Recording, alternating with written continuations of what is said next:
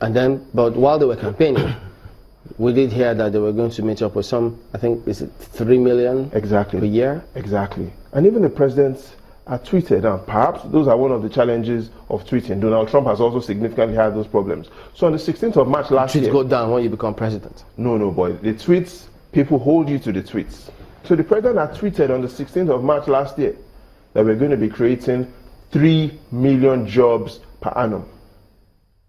Now here's the challenge. It's either the president sticks to that promise or he changes that promise. As of today, the president hasn't changed that promise.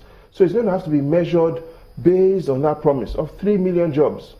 But these 3 million jobs and then the 500,000, is it creating jobs or some sort of social security? It's social security, but we're going to have to connect it with jobs. Because if you're getting 30,000. But the whole idea is it spirals down the economy. It's meant to assist families to improve their standard of living. Allows them to also be entrepreneurial. So in all, it's all connected with the government's plan of creating jobs. And that is a good step. But again, if we've lost 2 million jobs between the first quarter of last year and today, and we're just creating 500,000 jobs, despite losing 2 million jobs, I don't have to walk the maths for you. You know what it means. If you look at this, it will seem as if, but I'm trying to look at the attempt over the years, because the good news in all of this is that there seemed to be an attempt and an awareness of the problem. Looking at the promise of the president, well, you're basing that on the street, and you say we should hold them by that. Does that by any way indicate some form of seriousness going by the power job that the office of the vice president is overseeing? It shows a serious attempt. But again, even despite showing a serious attempt, the challenges are bigger than the attempt the government is showing. And I will explain this to you in a different way.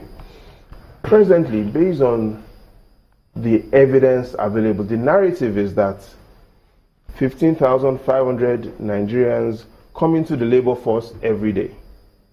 15,500. In simple terms, within a month, we need to find jobs for 500,000 people. Within a month? Within a month. We need to find jobs for 500,000 people. So it clearly means that by the time we're done with this phase of 500,000, how far would it go? Clearly, the government can't drive job creation. What can they do? They can create the environment. Yes, but creating the environment, if we're to put that phrase, creating the environment, that phrase is perhaps one of the most used phrases by economists. Creating the environment, creating the environment. They don't have to create the environment anymore. They need to take action. So we can't keep creating the environment. We need to take action. But creation is also action. No, creating the environment in most times is a lot of talk. It's a lot of talk. So if there are rates that need to be brought down or brought up, we need to do them. We need to have specific calendars, and those calendars have to be tied to results. So what then? Presently, we don't have calendars that tie us to economic growth patterns.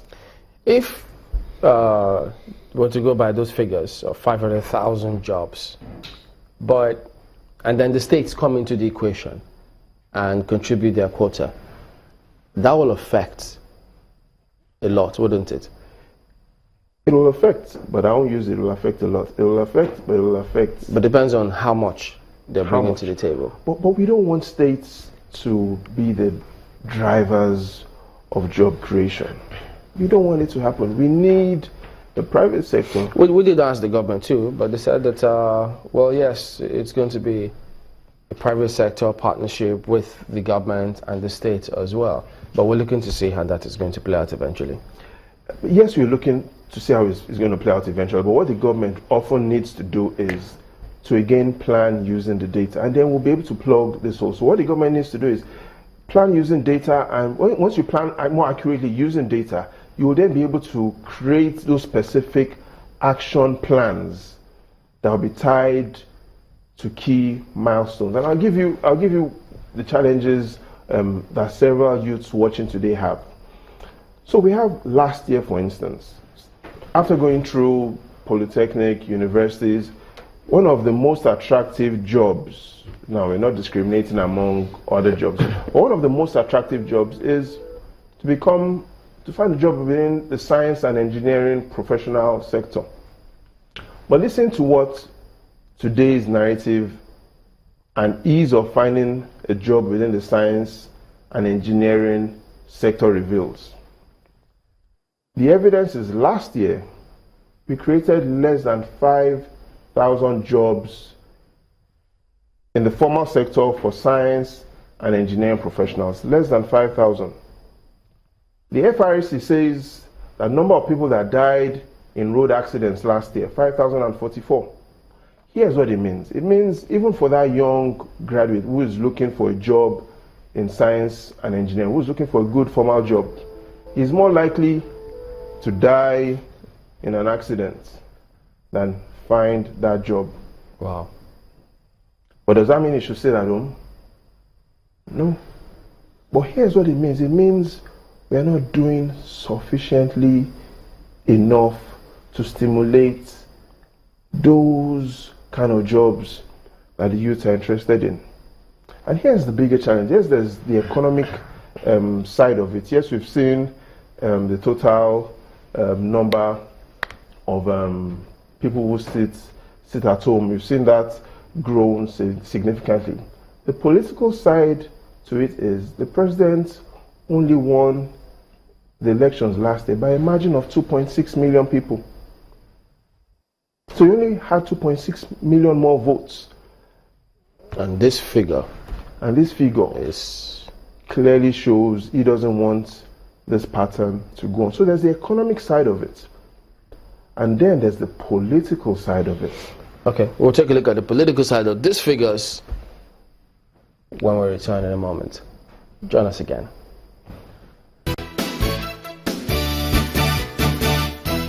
Let's then look at the political side of those figures, if we could have them back such that we can now advance the course from there. The political side perhaps is what will bother the president and his handlers the most.